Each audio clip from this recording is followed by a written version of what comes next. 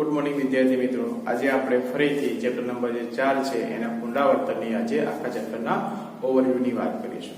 તો સૌપ્રથમ જે ચેપ્ટર નંબર 4 છે એમાં સૌપ્રથમ આપણી પાસે પહેલામાં પહેલી માહિતી કોની આવી હતી? ઓર્સ્ટેડ. આ ઓર્સ્ટેડ નામના વૈજ્ઞાનિકે શું કીધું? તો ઓર્સ્ટેડ નામના વૈજ્ઞાનિકે આપણને એવી માહિતી આપી કે કોઈ પણ વાહક તાર હોય અને જો એ વાહક તારમાંથી શું પસાર થાય? વિદ્યુત પ્રવાહ પસાર થાય તો એની આસપાસના વિસ્તારમાં શું ઉત્પન્ન થાય છે? ચુંબકીય ક્ષેત્ર ઉત્પન્ન થાય છે, એવી માહિતી આપી. ત્યાર પછી વિદ્યાર્થી મિત્રો આ ચેપ્ટરમાં આપણે અભ્યાસ કર્યો હતો અને એ અભ્યાસ કર્યો હતો લોરેન્ટ્ઝ બળનો. કયો બળ આપણી પાસે હતો? લોરેન્ટ્ઝ બળ.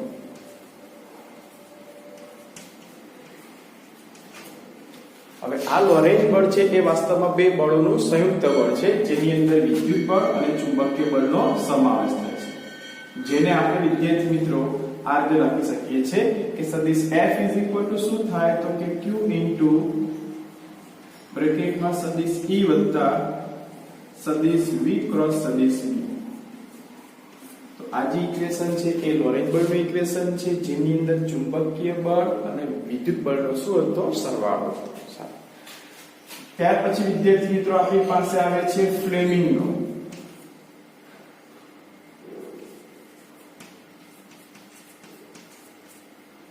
ડાબા હાથનો નિયમ.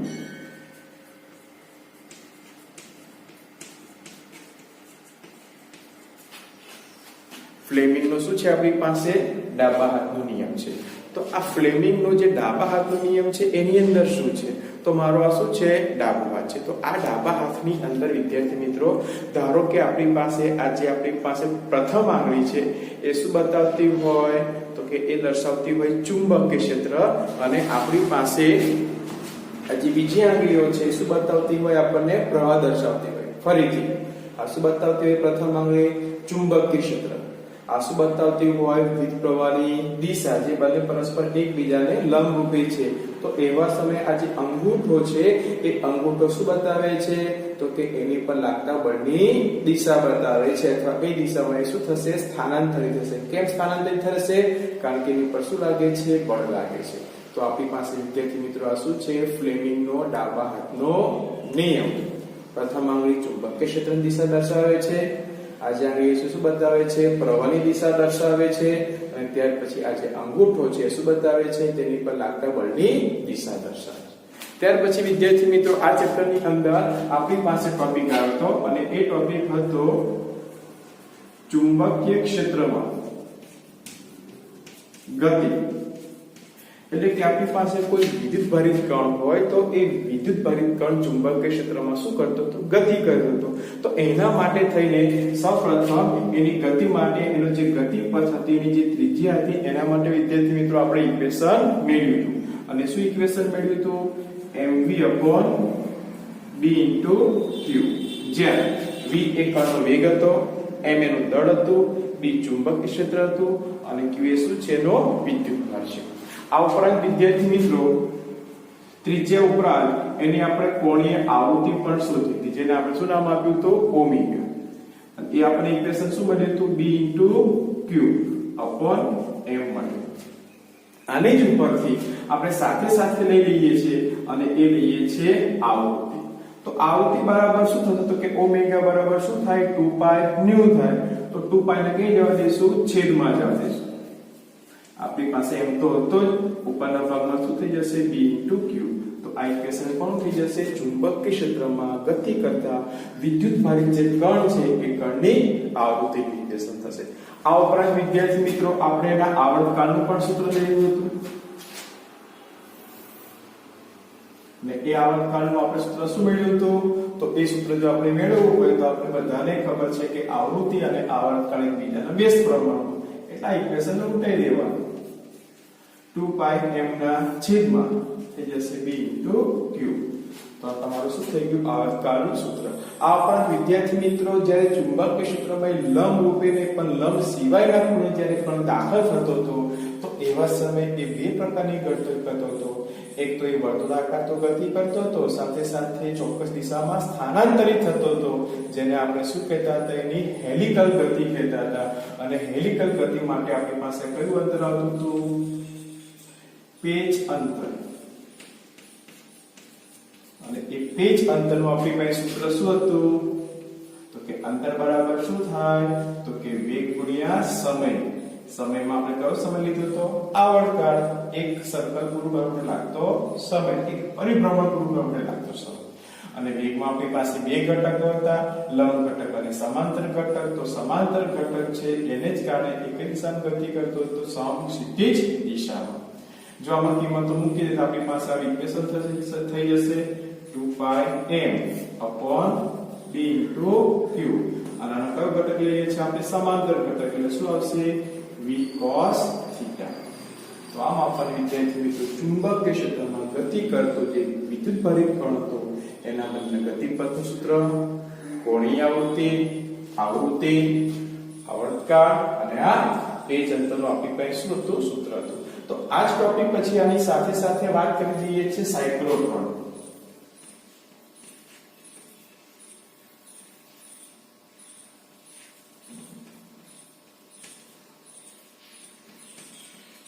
તો વિદ્યાર્થી મિત્રો સાયક્લોટ્રોનની અંદર પણ આપણને ગતિપથિ ત્રિજ્યાનું આ સૂત્ર મળતું હતું.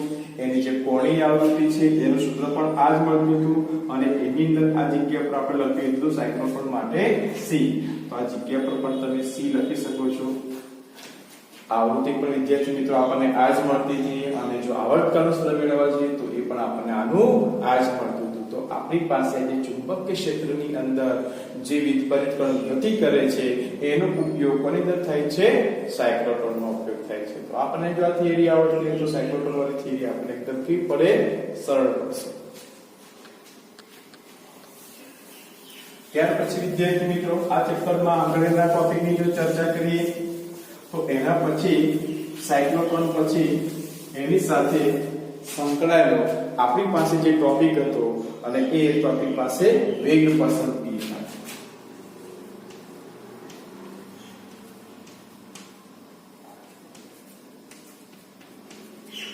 વેગ પસંદગી કાળની અંદર વિદ્યાર્થી મિત્રો આપણે મેળવ્યું હતું કે જે વિદ્યુત ક્ષેત્ર છે અને ચુંબકીય ક્ષેત્રનો છે એ બંનેનો શું કરવામાં આવે? ગુણોત્તર કરવામાં આવે. તો એના આધારે આપણે શું કરી શકીએ છીએ? એનો વેગ પસંદ કરી શકીએ છીએ.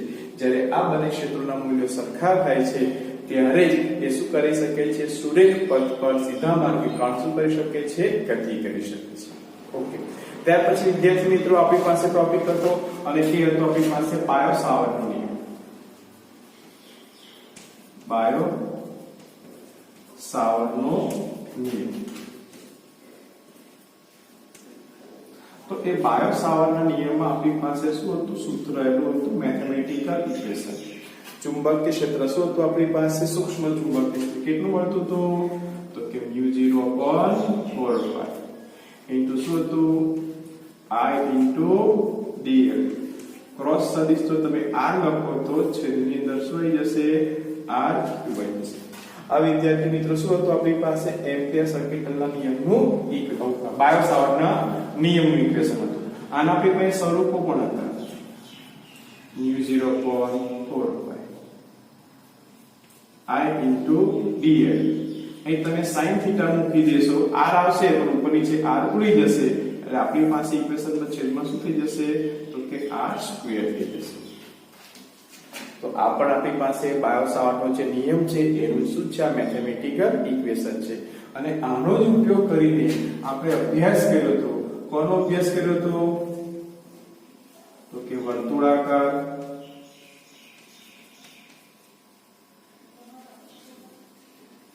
પ્રવાહધારી ગૂંચળાની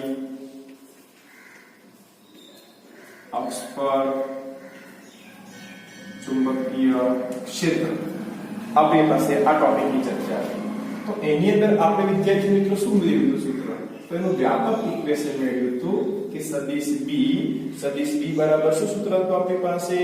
વિદ્યાર્થી મિત્રો સદિશ b બરાબર સૂત્ર હતું μ0r into r².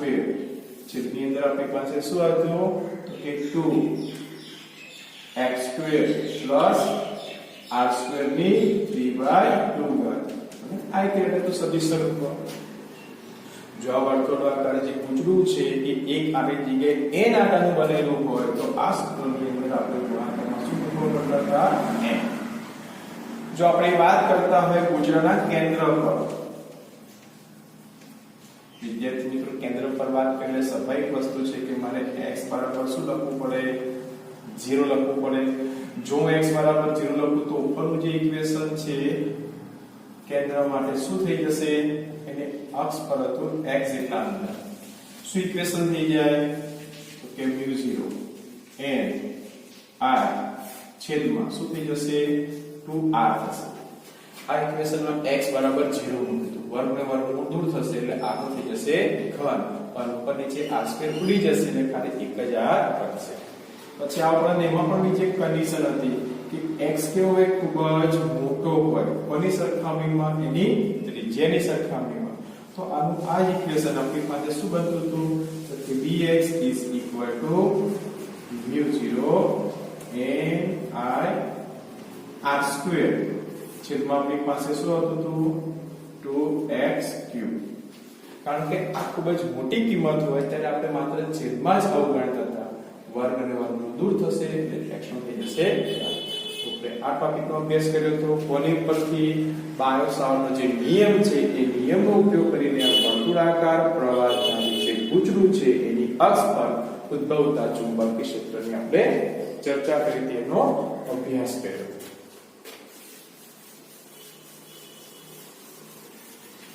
ત્યાર પછી વિદ્યાર્થી મિત્રો આ ચેપ્ટર ની અંદર આપણી પાસે આવતો તો એમ્પિયર સર્કિટનો નિયમ.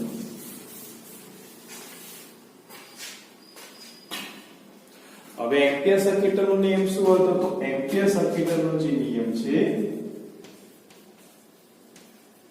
એમ્પિયર સર્કિટનો નિયમ, એમાં આપણે મેથમેટિક ઇક્વેશન હતું કે ક્લોઝ ઇન્ટિગ્રેશન સદિશ b into સદિશ dl is equal to μ0 sigma. એટલે કે કોઈ પણ બંધ ગાળાનું જે સંકલન છે રેખીય સંકલન એ કેટલું મળે છે તો કે μ0 અને એ બંધ ગાળા સાથે સંકળાયેલા જે વિદ્યુત પ્રવાહો છે એના બેઝિક સરવાળાના ગુણાકાર જેટલું મળે છે. તો આપણી પાસે શું છે એમ્પિયર સર્કિટના નિયમનું મેથેમેટિકલ ઇક્વેશન છે.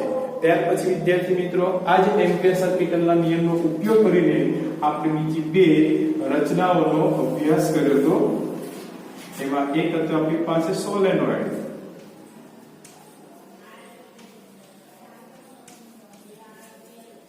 અને બીજું હતું આપણી પાસે ટોરોઇડ.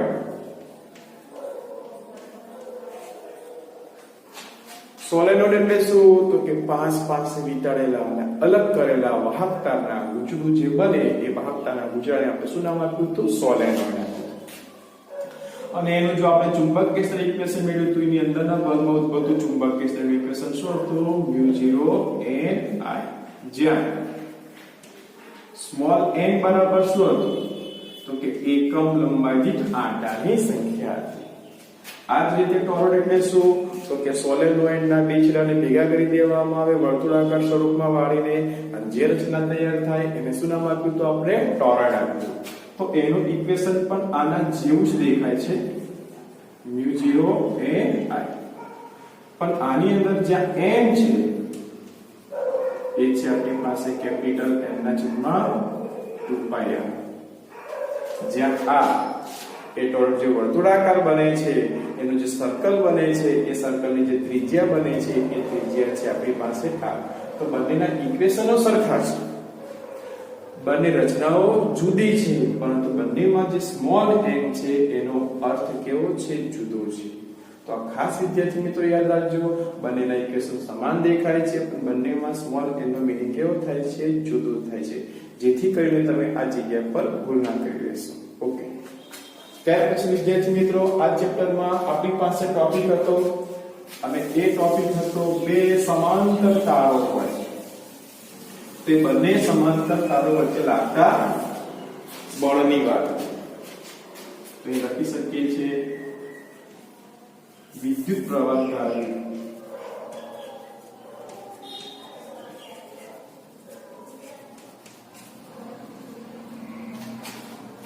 બે સમાંતર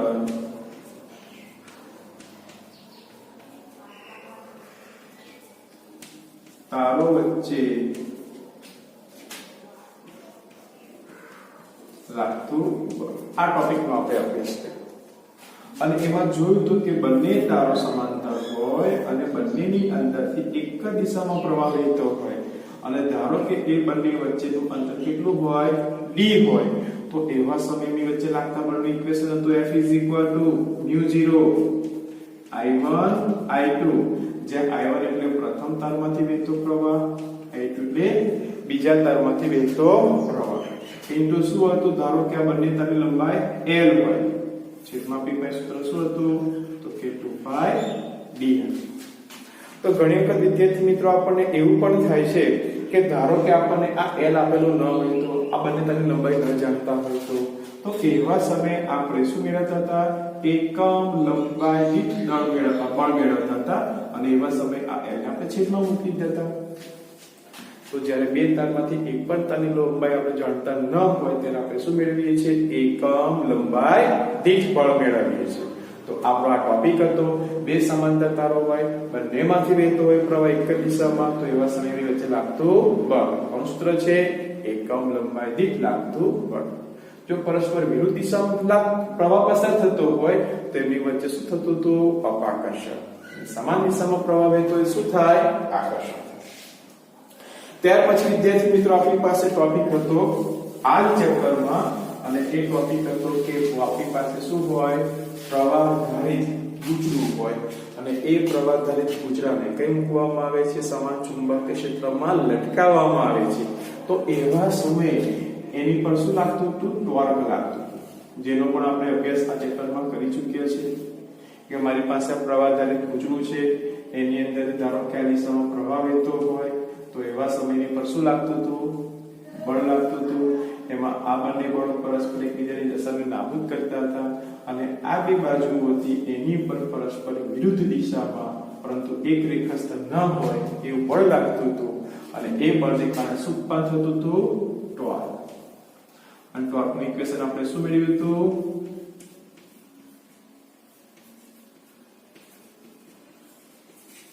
યાદ રાખવા માટે મેં તમને વાત કરી શું યાદ રાખવાનું હતું, તો કે b ના sin થીટા. હવે થોડુંક એને આપણે વ્યવસ્થિત ગોઠવી દઈએ તો ઇક્વેશન આપણી પાસે આવું હતું.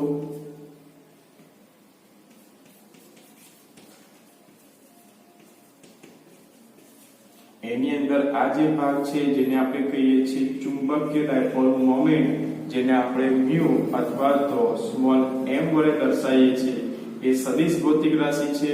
ચુંબકીય ક્ષેત્ર B પણ સદિશ ભૌતિક રાશિ છે અને sin θ હોવાને કારણે બે સદિશોનો કેવો ગુણાકાર કહેવામાં આવે છે, સદિશ ગુણાકાર. તો આ પ્રવાહધારિત જે આપણી પાસે પૂંછડું હતું સમાન ચુંબકીય ક્ષેત્રમાં લટકાવેલું એની પર લાગતા શું હતું, ટોર્કનું સૂત્ર. ત્યાર પછી વિદ્યાર્થી મિત્રો આની આગળ જઈએ છીએ.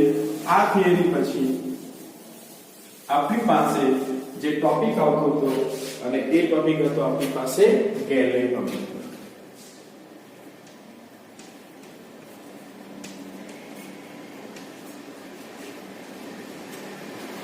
વચ્ચેના ભાગમાં એક નાનો એવો ટોપિક છે, કદાચ તમને પરીક્ષાની અંદર પૂછી શકે છે 1 થી 2 માર્ક્સની અંદર, અને એ હતો કે જે ઇલેક્ટ્રોન છે શું કરે છે, ન્યુક્લિયસની આસપાસ ભ્રમણ કરે છે ત્યારે એવા સમયે આપણી પાસે ચુંબકીય ડાયપોલ મોમેન્ટ અને કોણીય વેગમાન L છે ની વચ્ચેનો સંબંધ હતો કે μL = E/2m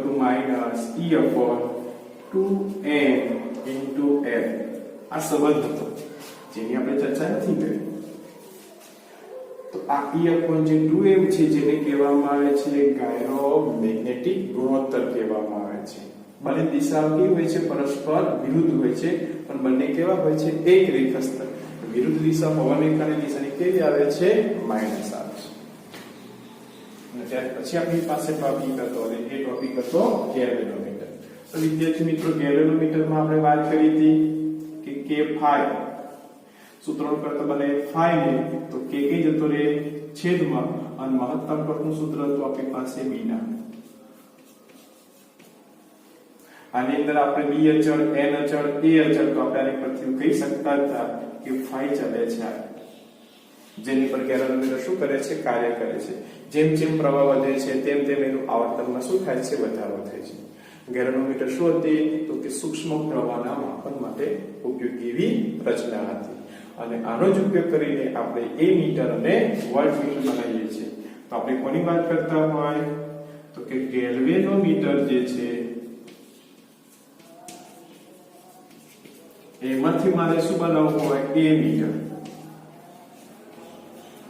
તો એના માટે મારે શું કરવું પડતું હતું, તો કે ગેલેનોમીટરને સમાંતર જોડવામાં આવતો લઘુ અવરોધ, અને એ લઘુ અવરોધને આપણે વિદ્યાર્થી મિત્રો શું કહેતા હતા, શન્ટ કહેતા હતા. જેને આપણે RS સિમ્બોલ વડે દર્શાવેલો છે. તો આમાંથી વહેતો પ્રવાહ Ig હોય તો આમાંથી વહેતો પ્રવાહ I - Ig થઈ ગયો. તો એવા સમયે વિદ્યાર્થી મિત્રો આપણે શન્ટનું સૂત્ર મેળવ્યું હતું. સૂત્ર તો આપણી પાસે RS તો કે Ig × G. G તરીકે આપણે લઈએ છીએ ગેલ્વેનોમીટરનો જ અવરોધ, જેને કેપિટલ G વડે દર્શાવે છે. તો છેદમાં શું આવી જતું હતું, I - Ig. તો આપણે સૂત્ર મેળવ્યું. તો આ શું છે, શન્ટનું સૂત્ર. શન્ટ એટલે શું, ગેલેનોમીટરને સમાંતર જોડવામાં આવતો લઘુ અવરોધ કે જેથી ગેલેનોમીટરનું શેમાં રૂપાંતરણ થાય છે, એ મીટર. અને ત્યાર પછી એની સાથે સાથે જ આ ગેલ્વેનોમીટરનું